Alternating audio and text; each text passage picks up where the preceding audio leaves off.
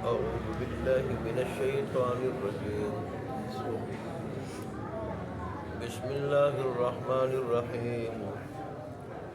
وقاتلوا في سبيل الله الذين يقاتلونكم ولا تعتدوا إن الله لا يحب المعتدين.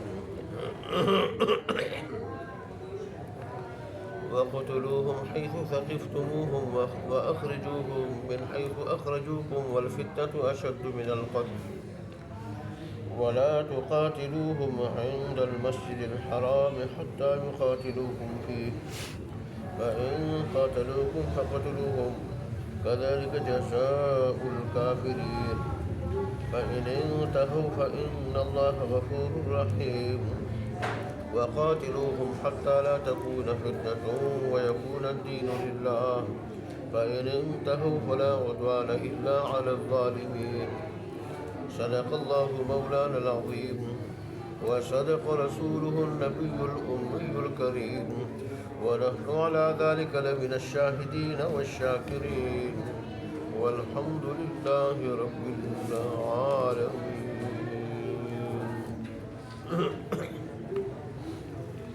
گزشتہ آیات میں دین اسلام کے 4 ارکان کا ذکر ہو چکا، نماز کا، زکوٰۃ کا، روزے کا اور حج کا. تو یہاں اللہ تبارک و تعالیٰ نے جہاد کا ذکر فرمایا. دراصل صلح حدیبیہ کے موقع پر کافروں نے جب ظلم کیا اور مسلمانوں کو اس سال عمرہ کرنے نہیں دیا اور کہا کہ آئندہ سال سن 7 ہجری میں عمرہ کرنے کے لیے آنا. تو صحابہ کو یہ خدشہ لاحق ہوا کہ یہ لوگ تو وعدہ خلاف ہیں، ان کے وعدے کا کوئی اعتبار نہیں.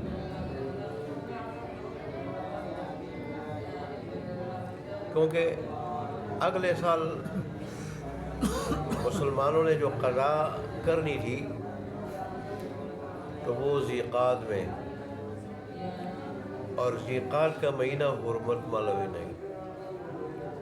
تو مسلمانوں کے ذہن میں یہ خدشہ تھا کہ حرمت والے مہینے میں تو قتل و قتال، لڑائی ناجائز ہے، حرام ہے. اگر ہم جائیں اور یہ لڑیں پھر ہم کیا کریں گے؟ پہلے تو لڑنا حرام ہے، گناہ ہے. تو اللہ تبارک و تعالیٰ نے فرمایا کہ اگر وہ اس حرمت والے مہینے کا خیال نہ رکھے اور وہ پہل کرے، تم تو پہل مت کرو، وہ پہل کرے تو پھر دفاع میں تم بھی لڑ سکتے ہو. دفاع میں لڑو گے تو تمہیں گناہ نہیں ہوگا، تمہیں اس کی اجازت ہے. اللہ تبارک و تعالیٰ نے اس کی طرف یہ اشارہ فرمایا.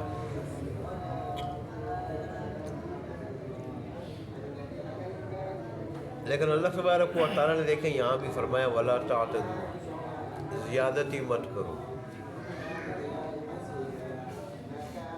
کہ اگر تم ذیقعد والے مہینے میں ان کے جنگ چھیڑنے سے جنگ شروع کرو تو بھی ظلم زیادتی سے اپنے آپ کو بچاؤ. اب ظلم زیادتی کا کیا مطلب ہے؟ کہ بوڑھوں کو مت قتل کرو، عورتوں کو مت قتل کرو، اسی طرح بچوں کو کچھ نہ کہو. اور جو لوگ اپنے عبادت خانے میں بیٹھ کے عبادت کر رہے ہوں، اللہ اللہ کر رہے ہوں، اور ان کا کام ہے عبادت کرنا، کسی کو چھیڑتے نہیں، تو ایسے لوگوں کو بھی کچھ مت کہو. یہ اللہ تبارک و تعالیٰ کی یہاں بھی یہ تعلیمات.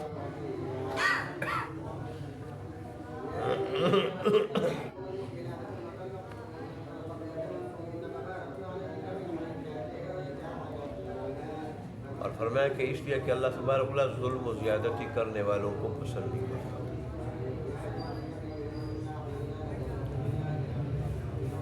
اللہ اکبر.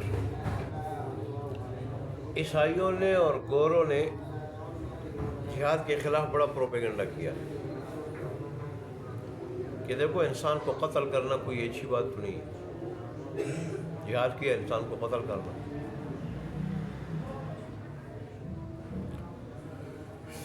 تو اللہ تبارک و تعالیٰ نے تو ان آیات میں سے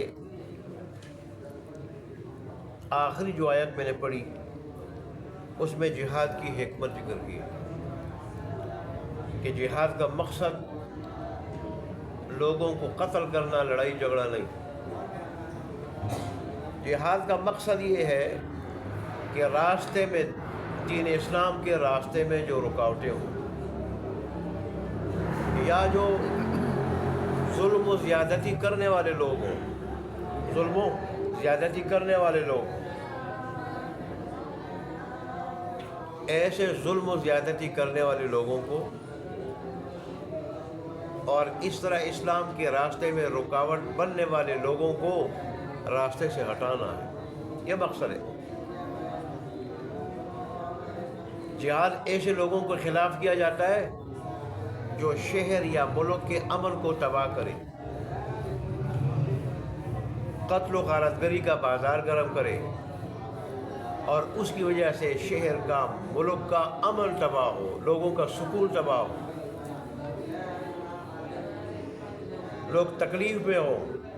تو ایسے تکلیف دہ لوگوں کو، ظالم لوگوں کو راستے سے ہٹا دینا، لوگوں کو سکھ پہنچانا، لوگوں کو امن سکون پہنچانا، یہ جہاد کا مقصد ہے. یہ ایسا ہی جیسے انسانی جسم سے پھوڑے کا کاٹنا. اب پھوڑا جب کاٹا جاتا ہے تو انسان کو تکلیف ہوتی ہے، لیکن انسان وہ ساری تکلیف برداشت کرتا ہے، بلکہ پیسے بھی خرچ کرتا ہے اس تکلیف کے لیے، پیسے بھی خرچ کرتا ہے. کیوں؟ اس کو پتہ ہے یہ پھوڑا جب ہوگا میرا جسم تکلیف میں ہوگا اور اس کی وجہ سے میرے جسم کو نقصان پہنچا سکتا ہے، میرے جسم کو نقصان پہنچا سکتا ہے. تو اس وجہ سے جو ہے نا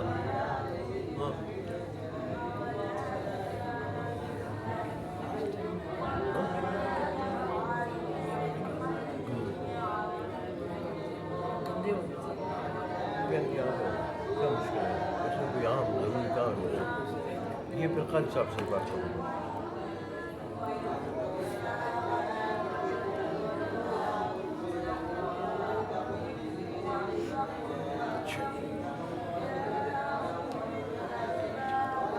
تو اب ظاہر اس کے لیے وہ خرچہ بھی کرتا ہے، سب کچھ برداشت کرتا ہے. کیوں؟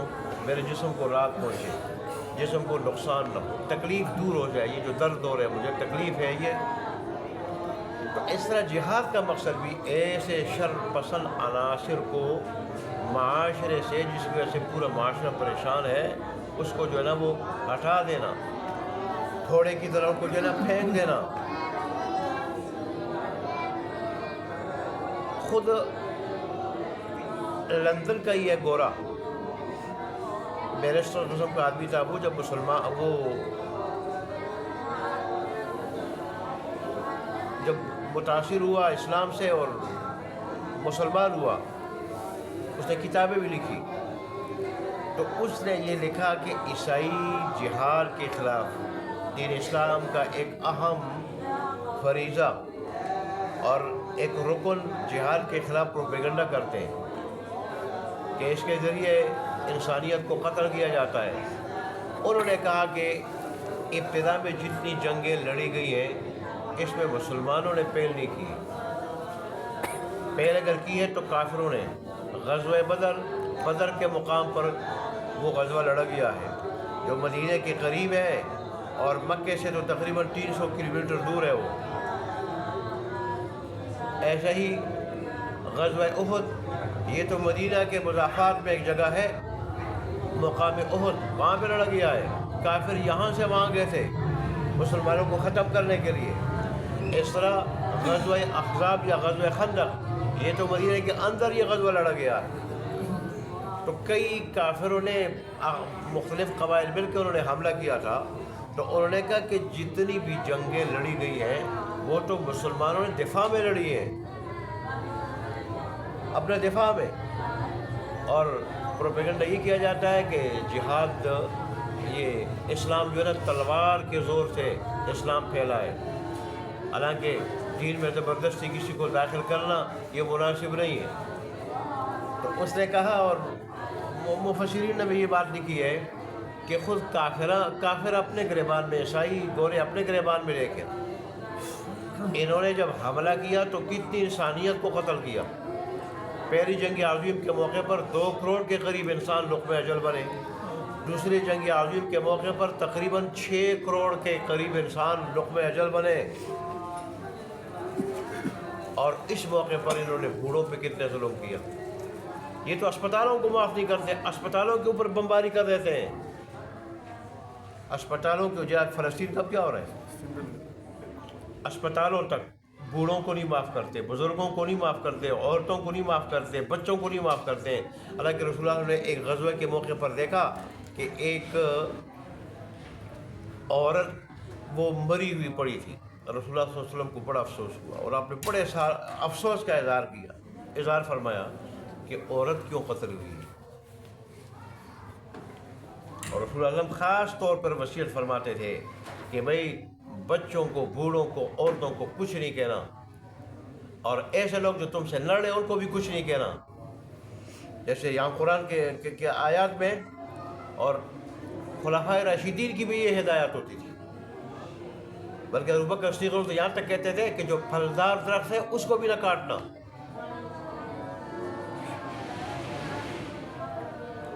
البتہ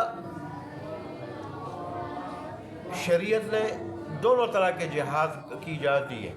اقدامی جہاد اس کی بھی اجازت دی ہے کہ لڑائی میں پہل کی جائے، اور میں نے کہا اس کا مقصد میں نے بتا دیا، شرپسند عناصر سے معاشرے کو پاک کرنا، اسلام کے راستے سے رکاوٹیں دور کرنا۔ لیکن اسلامی تاریخ میں کہیں بھی یہ نہیں ہے کہ مسلمان حکمرانوں نے کسی غیر مسلم کو دین اسلام قبول کرنے پہ مجبور کیا۔ حالانکہ عیسائیوں کی اور اس طرح جو ہے ہندوؤں کی، باقی کافروں کی تاریخ بڑی بڑی ہے کہ انہوں نے کتنے مسلمانوں کو زبردستی عیسائی بنایا، زبردستی ہندو بنایا ہے۔ لیکن اسلام کی تاریخ میں کہیں بھی ذکر نہیں ہے کہ مسلمانوں کے عروج کے زمانے میں مسلمانوں نے کسی ایک ہندو کو یا عیسائی کو یا یہودی کو زبردستی کا وہ مسلمان بنایا۔ اللہ اکبر۔ یہاں قتال کا لفظ ہے اور ایک جہاد کا لفظ ہے۔ جہاد کا لفظ بڑا عام ہے اور اس کے کئی معنی آتے ہیں، وہ ایک وسیع معنی کا مفہوم رکھتا ہے، وسیع۔ جہاد کا معنی ہے دشمن کے مقابلے میں، دشمن کے مقابلے میں امن و امان کے حصول کے لیے اور دین سے رکاوٹیں دور کرنے کے لیے، دین کی مدد کے لیے دشمن کے مقابلے میں اپنی ظاہری اور باطنی طاقت استعمال کرنا، دشمن کے مقابلے میں اپنی ظاہری اور باطنی طاقت استعمال کرنا، حصول امن کے لیے اور دین سے رکاوٹیں دور کرنے کے لیے۔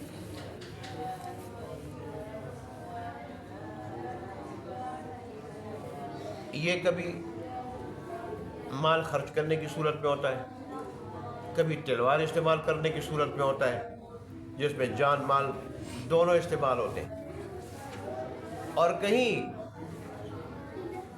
زبان استعمال کرنے کی شکل میں، زبان استعمال کرنے کی شکل کہ زبان کے ذریعے تبلیغ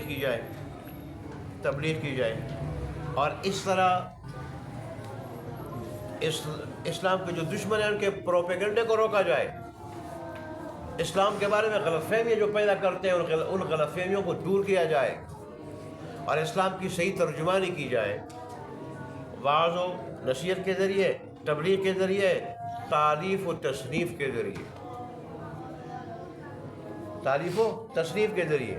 یہی وجہ رسول اللہ صلی اللہ علیہ وسلم نے فرمایا کہ جو لوگ دین اسلام کی صحیح ترجمانی کے لیے، دین کی اشاعت کے لیے اور دین کی تبلیغ کے لیے کتابیں لکھتے ہیں تو ان کی سیاہی کی اللہ کے نزدیک اتنی بڑی قیمت ہے کہ ان کی سیاسی کی قیمت یہ شہداء کے خون کے برابر ہے.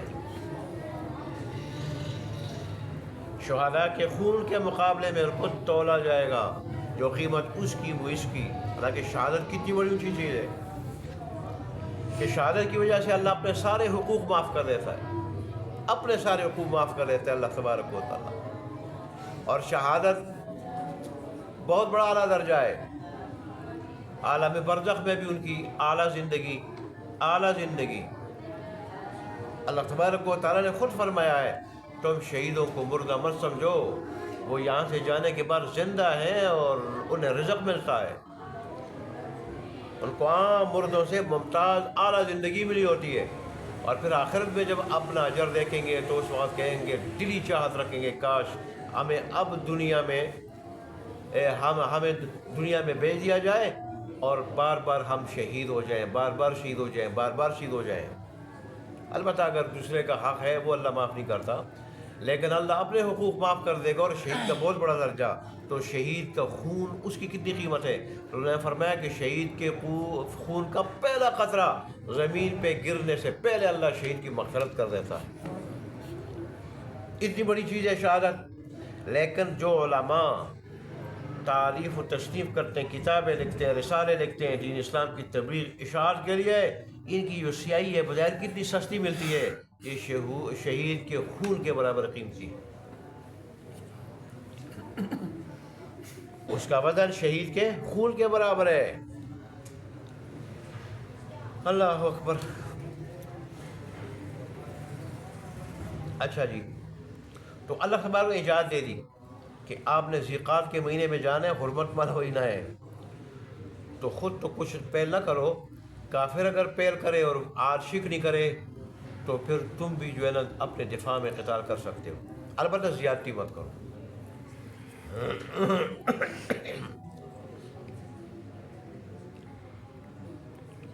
اس لیے کہ اللہ زیادتی کرنے والوں کو پسند نہیں کرتا. اور پہلے نے فرمایا اگر وہ تمہیں چھیڑے اور جنگ کرے، معاہدہ توڑنے کے بعد پھر جہاں ملے قتل کرو، جہاں ملے. اور ان کو وہاں سے پھر نکالو جہاں سے تمہیں نکالا ہے. تمہیں مکے سے نکالے تو تم بھی پھر انہیں جو ہے نا مکے سے نکال لو.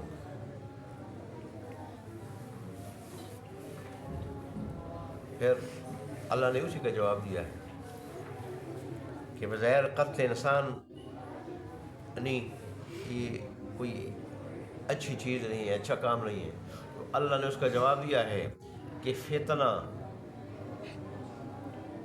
یعنی اللہ تبارک و تعالیٰ کے بے گناہ بندوں پر ظلم و ستم ڈھانا، ظلم و زیادتی کا نشانہ بنانا اور ان کو ستانا. یہاں فتنہ اس معنی میں، فتنہ بھی جو ہے بڑے معنی رکھنے والا لفظ ہے. فتنہ کہیں سے کفر و شرک مراد ہوتا ہے، جیسے آخر میں آخری آیت میں جب آئے گا وہاں کفر و شرک مراد ہے. اور یہاں ظلم و ستم مراد ہے کہ پورا 13 سالہ مکی دور کافروں کے ظلم و ستم سے جو ہے نا وہ پورا دور بھرا پڑا ہے. مسلمانوں کا صرف اتنا گناہ تھا کہ انہوں نے اللہ پہ، اللہ کی ذات پہ ایمان وہ لائے تھے، اللہ کی ذات پہ ایمان لائے تھے. اللہ نے جو دین بھیجا تھا اور انسانیت کی بھلائی کے لیے دین قبول کر لیا تھا. تو انہوں نے پورا 13 سال ان کا جو ہے نا وہ 13 سالہ دور وہ ان کی زندگی اس میں ایسی تنگ کر دی تھی کہ وہ مکہ چھوڑنے پہ مجبور ہوئے. بہت سارے صحابہ حبشہ کی طرف، ایک سے زیادہ مرتبہ حبشہ کی طرف وہ ہجرت پہ مجبور ہوئے، اور خود رسول اللہ صلی اللہ علیہ وسلم اور آپ کے ساتھ بہت سارے صحابہ مدینہ کی طرف ہجرت پہ مجبور ہوئے.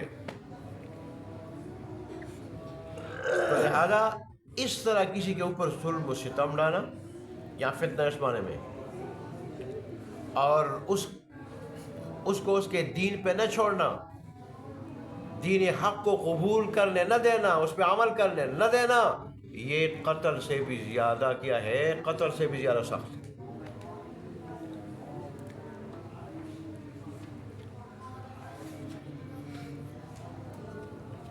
آگے پھر صحابہ کرام کے ذہن میں اور بات آئی کہ اگر مسجد حرام میں یہ لڑے وہاں کیا ہوگا. تو اللہ تبارک و تعالیٰ اس کا حکم بھی بتا دیا، یہ خدشہ بھی دور کر دیا کہ مسجد حرام میں بھی پیر نہ کرو، لیکن وہاں بھی اگر وہ پیر کرے تو پھر تمہیں بھی اجازت ہے لڑنے کی، تمہیں بھی اجازت ہے لڑنے کی۔ اس لیے کہ ایسے کافروں کا یہی بدلہ ہے، ایک معاہدہ توڑے، پھر اللہ کے حرم کی پرواہ نہ کرے، جس کی پرواہ جاہلیت کے لوگ کرتے تھے۔ زمانہ جاہلیہ نے باپ کے قاتل کو نہیں چھیڑتے تھے اس میں، تو اگر اس حرم کی کوئی پرواہ نہ کرے اور تمہارے اوپر حملہ آور ہو، پھر تم بھی جو ہے نا ان کی پرواہ نہ کرو اور تمہیں لڑنے کی اجازت ہے۔ ایسے کافروں کا یہی بدلہ ہے۔ ہاں، اگر لڑنے سے باز آ جائے اور کفر شرک سے باز آ جائے اور مسلمان ہو جائیں تو پھر اللہ تبارک و تعالیٰ بڑا غفور ہے۔ اس لیے کہ اسلام سے پہلے جتنے گناہ ہیں زمانے کفر میں، وہ اللہ اسلام کی برکت سے معاف کر دیتا ہے، دھو ڈالتا ہے اللہ تبارک و تعالیٰ، ان گناہوں کو معاف کر دیتا ہے۔ اور اس طرح ایسے ہی جو لوگ کفر چھوڑ کے اسلام میں داخل ہو جائیں، مومن ہو جائیں، مسلمان ہو جائیں، اللہ ان کے لیے بڑا رحیم بھی ہے۔ پھر آخر میں اللہ تبارک و تعالیٰ نے جہاد کا مقصد، جہاد کی حکمت بتائی کہ تم ان کافروں کے ساتھ لڑو۔ لڑنے کا مقصد کیا ہے؟ خطہ نہیں، زمین نہیں، مال غنیمت نہیں، دنیاوی اسباب نہیں۔ لڑنے کا مقصد کہ فتنہ نہ رہے، کفر باقی نہ رہے، شرک باقی نہ رہے، بت پرستی باقی نہ رہے، اور دین سارا کا سارا اللہ کا ہو جائے، دین سارا کا سارا اللہ کا ہو جائے، اطاعت ساری اللہ کی ہو جائے، ایک اللہ کی اطاعت ہو جائے، ایک اللہ کا دین ہو جائے، ایک اللہ کی عبادت رہ جائے۔ اس وقت تک جہاد لڑو۔ جہاد کا یہی مقصد۔ دراصل ابراہیم علیہ السلام نے جو بیت اللہ بنایا تھا، کس لیے بنایا تھا؟ کہ یہاں صرف ایک اللہ کی عبادت، بیت اللہ اور بیت اللہ کے حدود، بیت اللہ کے حدود، یہاں جو ہے وہ کیا ہو؟ ایک اللہ کی عبادت ہو۔ بعض مفسرین نے لکھا ہے کہ بیت اللہ کی حدود پورا جزیرہ عرب ہے، پورا جزیرہ عرب ہے۔ اس بیت اللہ کی وجہ سے پورے جزیرہ عرب میں کہیں بت پرستی نہ ہو، کیونکہ جزیرہ عرب میں بت پرستی ہوگی تو پھر بیت اللہ تک پہنچ پائے گی نا۔ پھر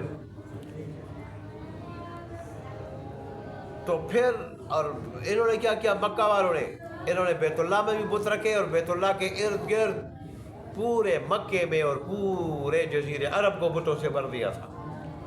تو اللہ تبارک و تعالیٰ چاہتا تھا کہ بیت اللہ اور بیت اللہ کے ساتھ پورے جزیرہ عرب کو بت پرستی سے پاک کرے۔ کہ ابراہیم علیہ السلام نے جو گھر بنایا تھا اس کا مقصد یہی تھا کہ بیت اللہ میں اور اس کے مضافات پورے جزیرہ عرب میں اللہ کی عبادت ہو، اللہ کے سوا کسی کی عبادت نہ ہو۔ یہی تو وجہ ہے کہ رسول اللہ صلی اللہ علیہ وآلہ وسلم نے، اللہ نے قرآن میں اعلان فرمایا، قرآن میں، اور اللہ تبارک و تعالیٰ اور رسول اللہ صلی اللہ علیہ وسلم نے بھی اپنے ارشادات میں فرمایا کہ تم یہود و عیسائیوں کو جزیرہ عرب سے نکال دو۔ آپ جب دنیا سے تشریف لے جا رہے تھے تو اس وقت پورے جزیرہ عرب پر اسلام کا جھنڈا جو ہے نا لہرا رہا تھا، پورے جزیرہ عرب پر۔ لیکن عیسائی یہودی بعض جگہوں میں تھے، بعض خطوں میں، تو رسول اللہ صلی اللہ علیہ وسلم نے یہ فرمایا تھا کہ تم یہودیوں کو جزیرہ عرب سے نکال دو۔ شاید کہیں نصارہ کا بھی ذکر ہے کہ تم ان کو جزیرہ عرب سے نکالو، اور وجہ اس کی یہ تھی کہ یہ جو جزیرہ عرب ہے یہاں یا مسلمان اور مومن رہ سکتا ہے، مسلمان مومن رہ سکتا ہے، مسلمان مومن کے علاوہ کوئی نہیں رہ سکتا۔ مسلمان مومن کے علاوہ یا تو پھر لوگ لڑنے کے لیے تیار ہو جائیں، اور یا پھر جزیرہ عرب سے نکل جائیں۔ یہ تین اختیار دیے تھے قرآن نے، یا مسلمان ہو جائیں تو وہ پھر ادھر رہ سکتا ہے، اور جو مسلمان نہ ہو تو اس مسلمان اور مومن کے علاوہ یہاں نہیں رہ سکتا کوئی، پھر وہ نکل جائے ایسے لوگ، اور اگر نکلتے بھی نہیں، مسلمان بھی نہیں ہوتے، تو تیسرا ہی کہ لڑنے کے لیے تیار ہوتے۔ تو جہاد کا مقصد کیا ہے؟ خالص اللہ کے دین کے لیے لڑنا، اللہ کی رضا کے لیے لڑنا، کہ اللہ تبارک و تعالیٰ کے دین کے آگے رکاوٹیں کفر، شرک کی، بت پرستی کی دور ہو جائیں، ایک اللہ کی عبادت جو ہے نا وہ ہونے لگ جائے۔ اللہ تعالیٰ نے پھر فرمایا کہ اگر یہ کافر بعد آ جائیں کفر، شرک سے، بت پرستی سے، مسلمان ہو جائیں تو پھر ان پہ کوئی سختی نہیں کی جائے گی، کوئی سختی یہ جو سخت سزا ہے کفر اس کی قتل کی، یہ قتل کی سزا جو ہے ان کو نہیں دی جائے گی، کیونکہ یہ سزا کس کے لیے؟ ظالموں کے لیے، اور کافر و شرک مشرک سب سے بڑے ظالم۔ دیکھیں جی، وقاتلوا فی سبیل اللہ، اور لڑو تم اللہ کے راستے میں، الذین یقاتلونکم، ان لوگوں سے جو تم سے لڑتے ہیں، ولا تعتدوا، لیکن زیادتی مت کرنا، زیادتی مت کرو، ان اللہ لا یحب المعتدین، اس لیے کہ اللہ تبارک و تعالیٰ زیادتی کرنے والوں کو پسند نہیں کرتا۔ وقتلوہم حیث ثقفتموہم، لڑو ان سے جہاں تم انہیں پاؤ، واخرجوہم، قتل کرو انہیں جہاں تم انہیں پاؤ، واخرجوہم من حیث اخرجوکم، اور نکالو تم انہیں وہیں سے جہاں سے انہوں نے تمہیں نکالا ہے، والفتنۃ اشد من القتل، اور فتنہ قتل سے زیادہ سخت ہے، سنگین گناہ ہے، جرم ہے۔ ولا تقاتلوہم عند المسجد الحرام، اور نہ لڑو تم ان سے مسجد حرام کے پاس، حتی یقاتلوکم فیہ، یہاں تک کہ وہ تمہارے ساتھ لڑے اس مسجد حرام میں۔ فَإِنْ قَاتَلُوكُمْ، پس اگر وہ تمہارے ساتھ لڑے، فَاقْتُلُوهُمْ، پر انہیں قتل کرو، كَذَلِكَ جَزَاءُ الْكَافِرِينَ، یہی بدلہ ہے کافروں کا، یہی بدلہ ہے کافروں کا۔